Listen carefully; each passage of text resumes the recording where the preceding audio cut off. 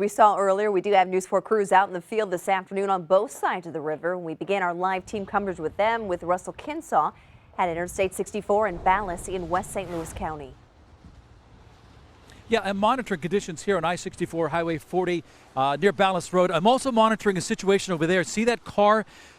Right before we had eyes on the highway, that car spun off into a ditch. It's facing the opposite direction.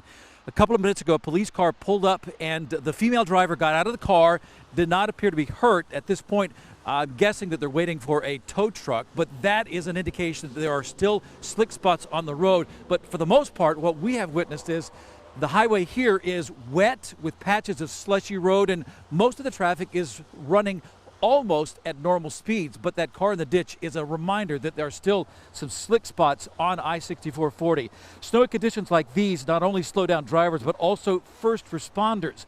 They pride themselves on quick response times, but when the roads are slick, firefighters tell me that they're not going to push it and risk an accident.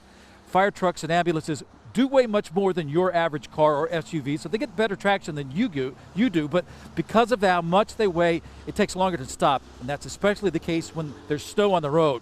First responders we spoke with at the Frontenac Fire Department tell me they get frustrated by drivers who don't get out of the way, but what really worries them is the risk of cars sliding out of control and hitting them. That is a real risk, and it's happened before where our vehicles and our personnel get hit by motorists because they're not paying attention primarily, but yes, it's a gigantic risk. When the snow's really deep, most fire trucks these days have chains built in. It's called an automatic tire chain system, but luckily today the snow wasn't deep enough that they needed to use those chains on the tires of their fire trucks. Now, ALEXIS ZOTOS is monitoring road conditions in the Metro East. She's live in Belleville right now. ALEXIS? Well, it is snowing here in Belleville. The snow is still falling, and as you can take a look behind me, we are in Belleville, right by the post office.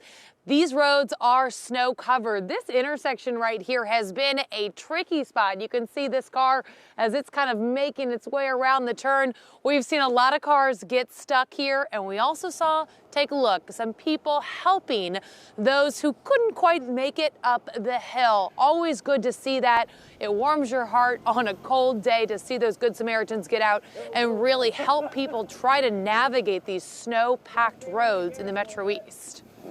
Yeah, we were here to help Jack's wife in front of the post office, and unfortunately, we had this one lady. I guess it's every other block we were helping her. Stay home.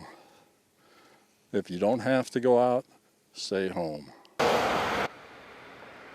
So we also saw this accident on 15. That is a car that struck the median.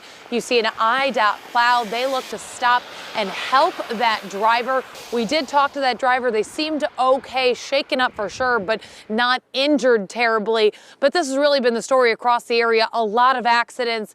You can take a look back out here live. We've got a plow over there in the parking lot, clearing out that parking lot.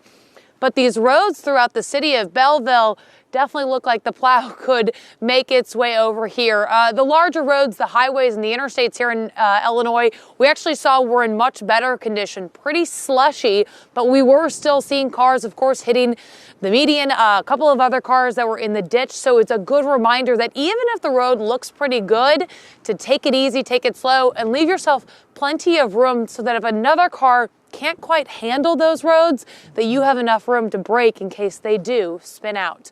Reporting live in Belleville, ALEXIS ZOTOS, News 4.